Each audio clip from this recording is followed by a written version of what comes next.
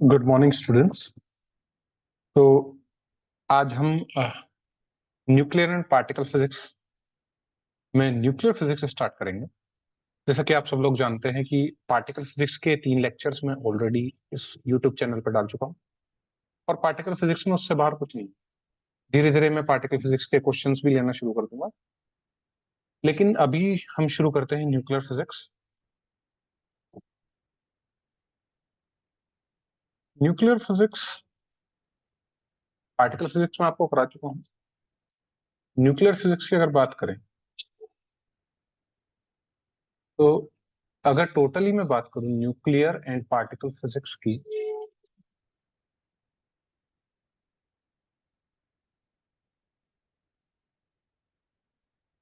CSIR अगर net की बात करूं तो 3 से 4 क्वेश्चन आते 5 मार्क्स के।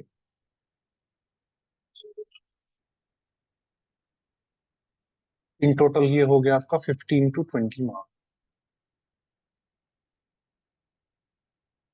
अगर गेट की बात करूं तो गेट का में इसका वेटेज रहता है अराउंड 5 मार्क्स। 2 मार्क्स के 2 क्वेश्चन, कभी कभी 1 मार्क्स के या तो 2 आएंगे या 1 क्वेश्चन आएगा।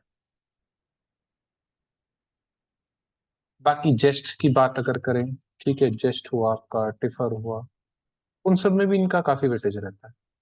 ठीक है, जहां तक न्यूक्लियर फिजिक्स के सिलेबस की बात है तो सिलेबस मैं आपको पहले बता चुका हूँ। सिलेबस कवर कैसे करना है, वैसे तो मैं अपने जो लेक्चर्स हैं मैं मोर और लेस सारा सिलेबस कवर कर ही देता हूँ। फिर भी अगर किसी को बुक्स पढ़नी है तो मैं बुक्स के नाम, क्योंकि आप पूछते रहते हैं कि बुक्स के नाम बता दीजिए, तो न्यूक्लियर एंड पार्टिकल फिजिक्स के लिए जो बुक है आपकी,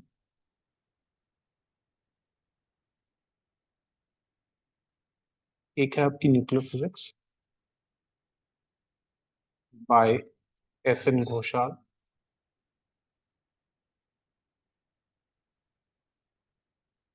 सेकंड है nuclear and particle physics, nuclear and particle physics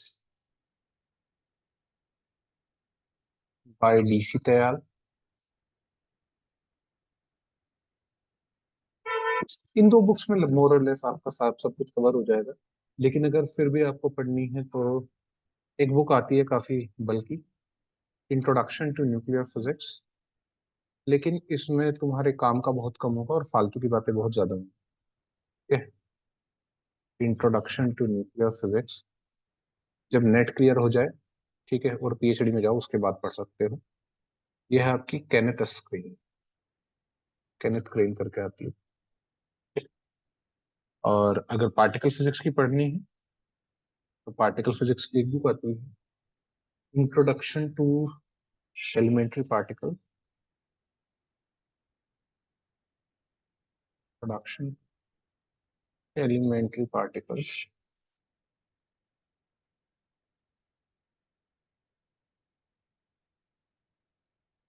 bye David J Griffiths. ठीक है,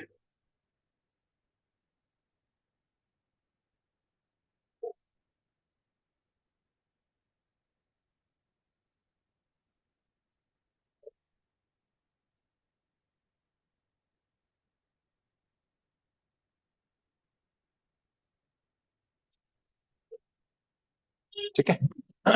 ये आपकी बुक है। अब हम स्टार्ट करते हैं न्यूक्लियर फिजिक्स के बारे में। तो पहले मैं न्यूक्लियर फिजिक्स की स्टार्टिंग करूं, उससे पहले मैं आपको एक क्रोनोलॉजी बताना चाहता हूं, ठीक है, कि न्यूक्लियर फिजिक्स की स्टार्टिंग कैसे। देखिए,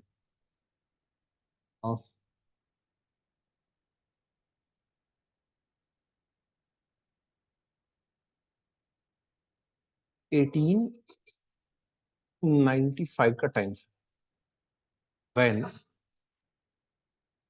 विल्हेम रोहिंगटन, आपने नाम सुना होगा, ठीक है,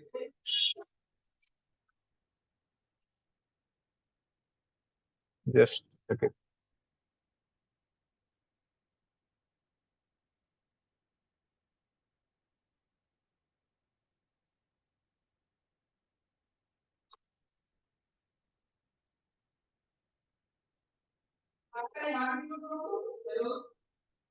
William Röntgen discovered X-ray.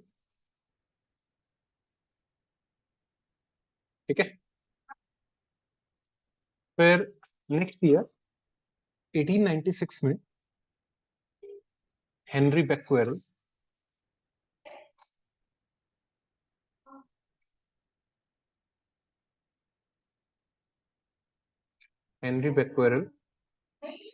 discovered the phenomena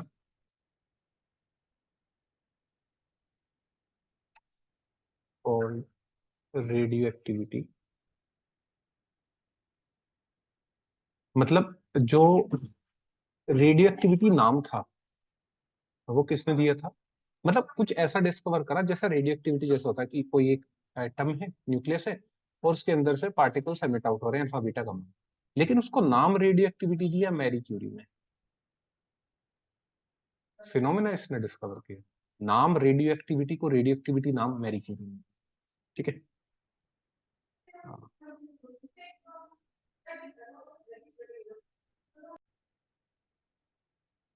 तो हेनरी बेक्वेरेल ने रेडियो एक्टिविटी जैसा फिनोमेना देखा और उस फिनोमेना को रेडियो एक्टिविटी नाम दिया मैरी क्यूरी ने। ठीक है। The next year, in 1897, J. Thomson discovered electron. Okay.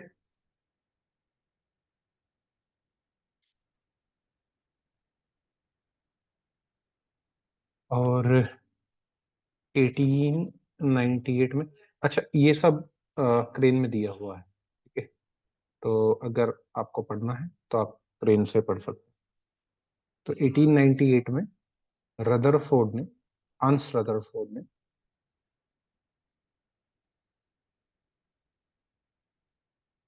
studied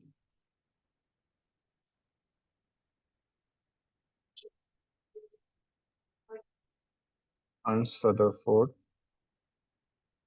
studied radiation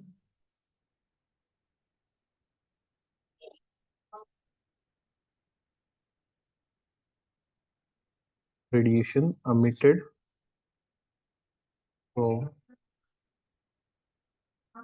from uranium and name them alpha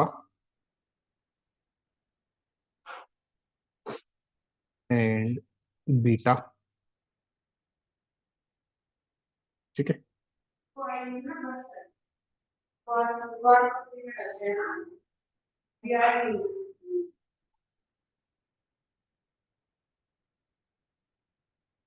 In 1900, Paul Ulrich Villard discovered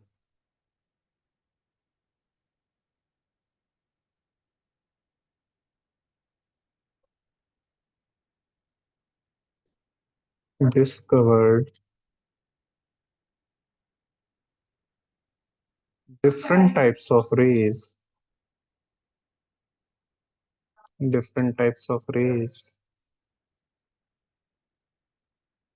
while studying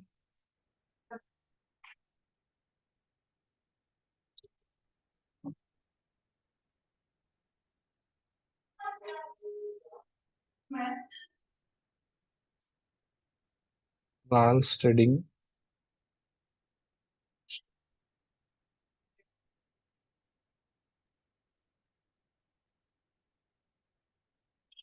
while studying the radiation from rhodium, ठीक है। और उन radiations को Rutherford ने नाम दिया gamma rays. Rutherford name them gamma rays. Okay, ठीक है। तो ये पूरी क्रोनोलॉजी है। उसके बाद एक बड़ा ब्रेक थ्रू आता है 1908 टू 1911 में, व्हेन गीगर एंड मार्सडन के GIEG,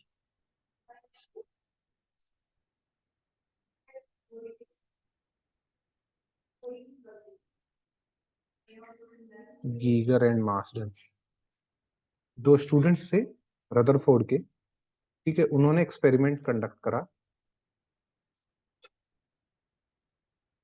जिसको बोला जाता है Rutherford alpha scattering experiment. Rutherford alpha scattering experiment, ठीक है।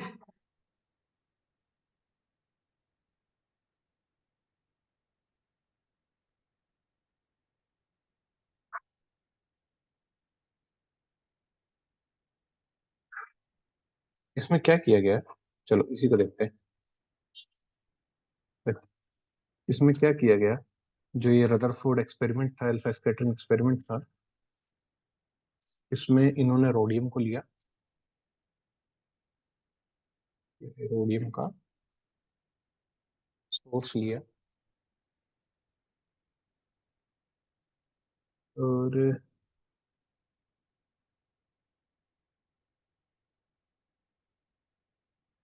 ये जो रेज आई थी अल्फा रेज, अल्फा सोर्स भी बोल सकते हैं, यहाँ से अल्फा सोर्स एमिटेड होगी, उसको कोलिनियर बनाया गया, ठीक है। यहाँ पे हमने फिर गोल्ड फॉइल लगाई, गोल्ड फॉइल रखी, और उसको बंद कर दिया ZNS की स्क्रीन से, ZNS स्क्रीन, जो कि एक फ्लोरोसेंट स्क्रीन है,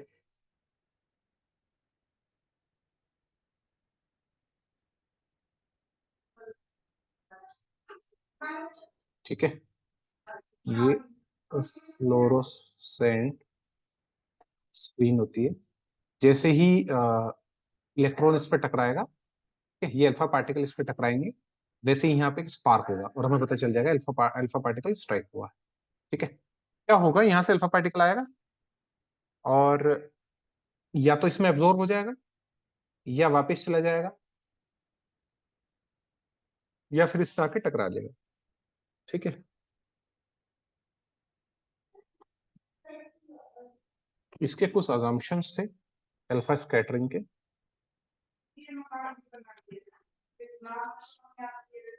अल्फा स्कैटरिंग एक्सपेरिमेंट थे, ठीक है। Alpha particles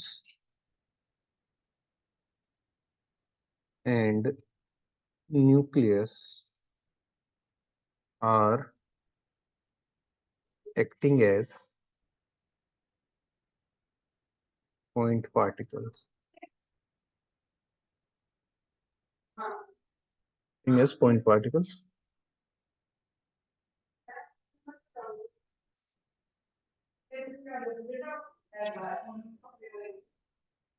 nucleus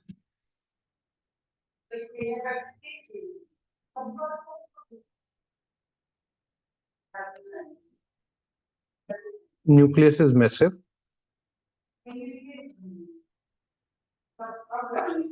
it it doesn't displace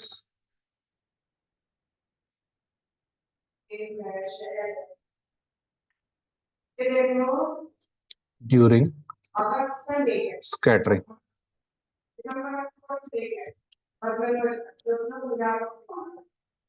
displace during scattering, okay, ठीक है।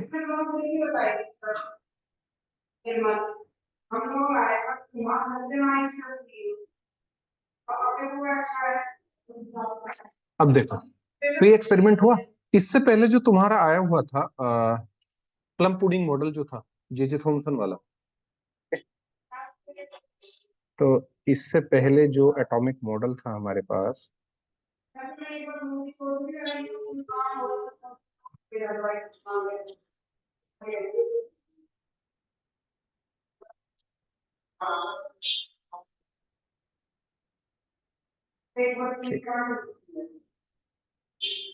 तो हमारे पास इससे पहले जो एटॉमिक मॉडल था वो था जे थॉमसन का, जे थॉमसन का प्लम पुडिंग मॉडल।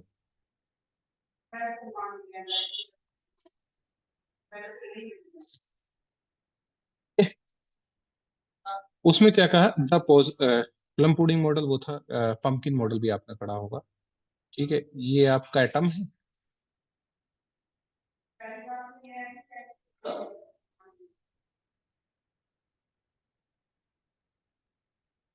ठीक है, ये एटम है। एटम में इसमें जो यूनिफॉर्मली डिस्ट्रीब्यूटेड है वो पॉजिटिव मास है। ठीक है, पॉजिटिव चार्ज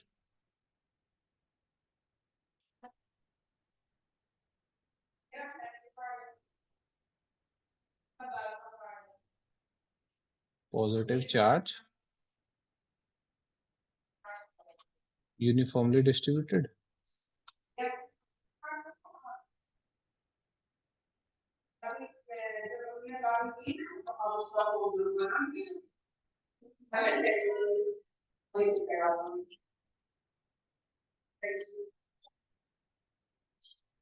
यूनिफॉर्मली डिस्ट्रीब्यूटेड, और उसी के अंदर तुम्हारे क्या होंगे, पॉजिटिव चार्ज होंगे।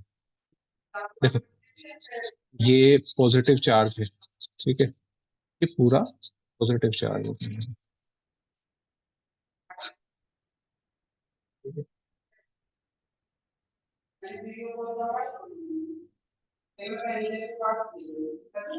ठीक है, और एक सेकेंड, यहाँ पे कहीं कहीं इलेक्ट्रॉन। ठीक है,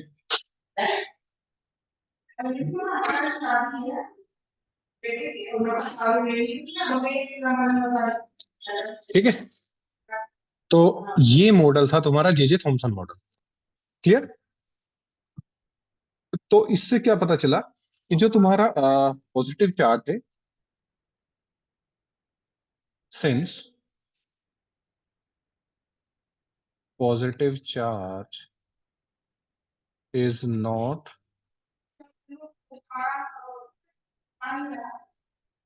कंसंट्रेटेड, सॉरी, यूनिफॉर्मली डिस्ट्रीब्यूटेड तो है, कंसंट्रेटेड नहीं।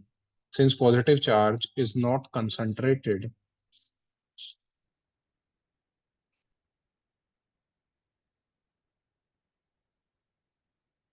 is not concentrated, positive charge is not concentrated, therefore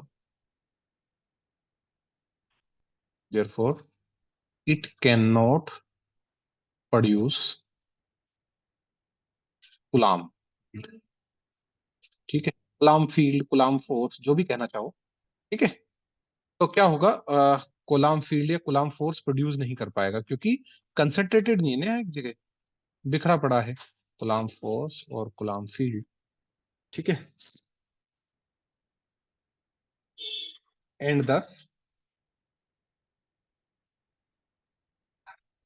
alpha particle, वो जो रदरफोर्ड वाले अल्फा पार्टिकल है, ठीक है, could not scatter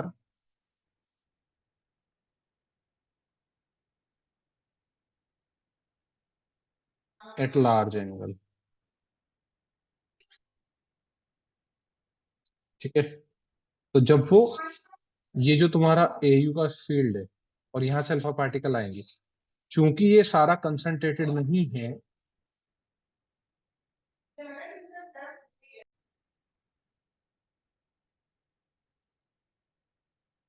तो अल्फा पार्टिकल वो जो यहां से आएंगे, अब क्योंकि ये जो पॉजिटिव चार्ज है वो यूनिफॉर्मली डिस्ट्रीब्यूटेड है, अगर एक जगह कंसंट्रेट होता तो ज्यादा फील्ड अप्लाई करता, ज्यादा कूलम्ब फोर्स लगाता, पहले इसको ज्यादा करता, क्योंकि अल्फा पार्टिकल भी पॉजिटिवली चार्ज पार्टिकल है। और पार्टिकल जैसे कि आपको पता होगा एक पॉजिटिवली चार्ज पार्टिकल है, 2He4, मतलब हीलियम का डबली आयनाइज्ड, He2+। ये तो पॉजिटिव चार्ज है। यहाँ जो न्यूक्लियस है वो भी पॉजिटिवली चार्ज पार्टिकल है, क्योंकि इसने बताया कि पूरा डिस्ट्रीब्यूटेड है। ये ना इसको ज्यादा तो नहीं डिफ्लेक्ट कर पाएगा, बस इतना डिफ्लेक्ट कर देगा। ठीक है, तो वो ये कहना चाह रहा है कि लार्ज एंगल पे डिफ्लेक्शन नहीं होगा अल्फा पार्टिकल, क्योंकि पॉजिटिव चार्ज ज्यादा कंसंट्रेटेड नहीं है एक ही पॉइंट पे, वीक फील्ड लगाएगा। ठीक है, लेकिन हमने क्या देखा कि ये जो था, हमको 180 डिग्री का भी डिफ्लेक्शन मिला। ठीक है, हमको मोर देन 90 डिग्री का भी डिफ्लेक्शन मिला, और बहुत ही रेयर एक दो ऐसे हुए जो सेंटर से पास हो गए। ठीक है, तो कंक्लूजन क्या था इसका?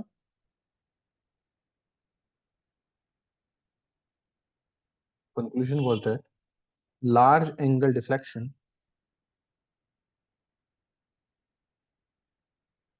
large angle deflection are possible, जो कि हमें देखने को मिल रहे थे। large angle deflection are possible only if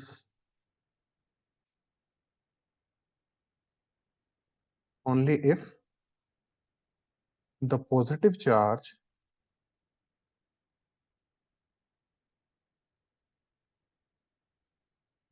is concentrated at a small region,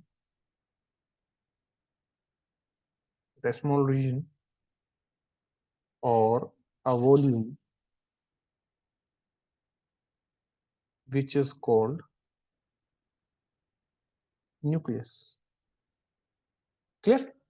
तो इसका रिजल्ट ये निकला, रदरफोर्ड ने ये कहा कि क्योंकि हमको लार्ज एंगल के रिफ्लेक्शन मिल रहे हैं, इसका मतलब क्या है कि एक बहुत ही डेंस पॉजिटिव मास है, पॉजिटिव चार्ज है, जिसकी वजह से अल्फा पार्टिकल्स इतना 180 डिग्री पे डिफ्लेक्ट हो रहे हैं।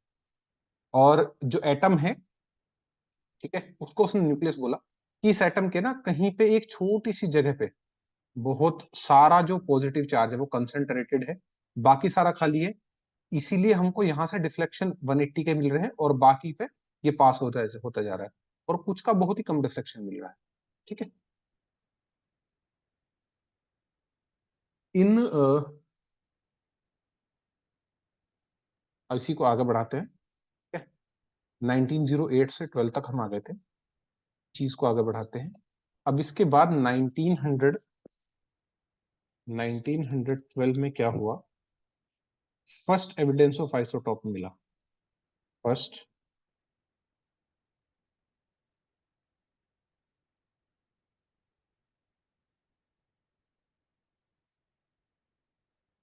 इन 1912, first evidence of isotope by J Thomson. ठीक है, और by the way stable isotope. ठीक है, बाद 1913 में रदरफोर्ड बोहर एटॉमिक मॉडल आया।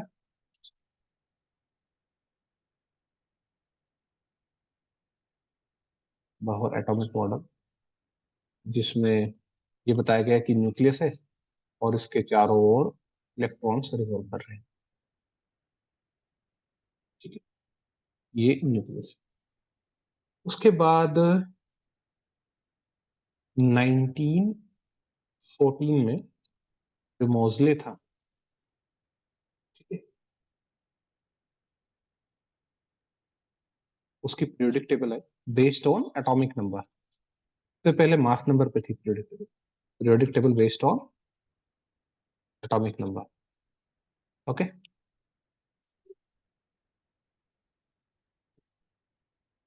Then comes 1919, and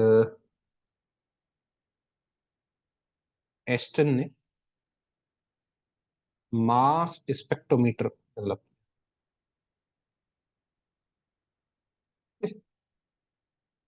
to measure atomic mass, atomic mass की मेजरमेंट हो। Then 1925,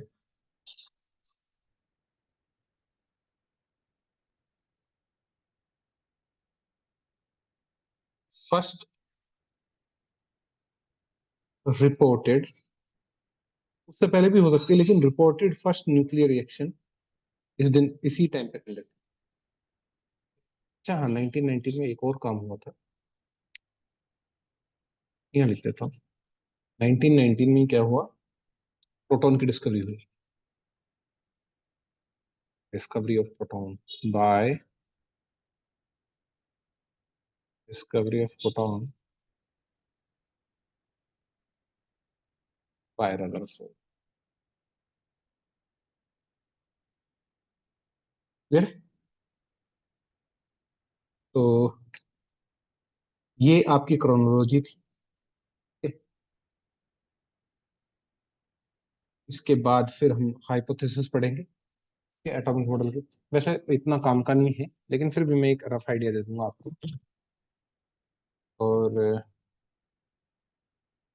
बस एक चीज और बतानी है, उसके बाद ये क्लास स्टॉप कर देंगे। उसके बाद नेक्स्ट क्लास में हम देखेंगे हाइपोथेसिस वगैरह और भी बाकी सब चीजें, न्यूट्रॉन वगैरह की discuss and more about that.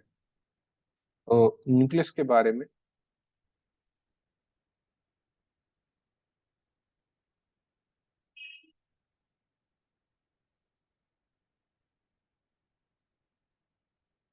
तो nucleus is responsible for most of the mass of the atom. Okay. First nuclear model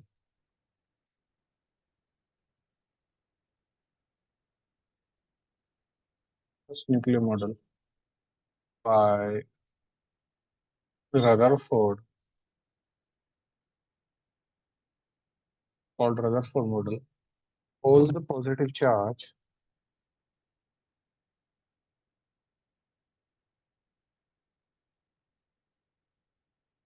or the positive charge and most of the mass, and just to say, hold the positive charge and most of the mass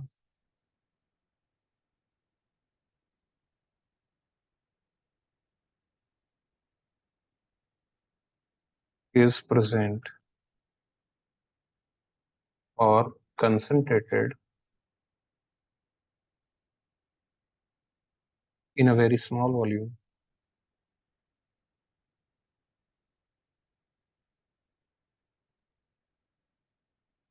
at the center of the at the center atom, called nucleus. This is surrounded by, this is surrounded by electron cloud.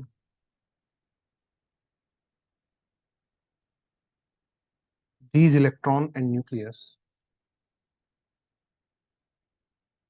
these electron and nucleus are held together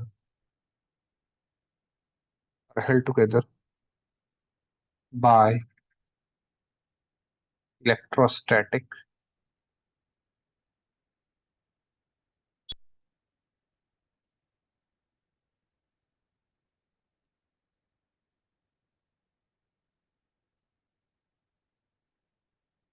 by electrostatic attraction.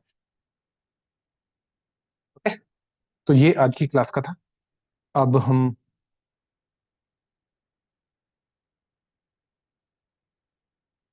Next class में मैं proper nuclear physics, ये आपका chronology था, introduction था nucleus का, next class में। Thank you.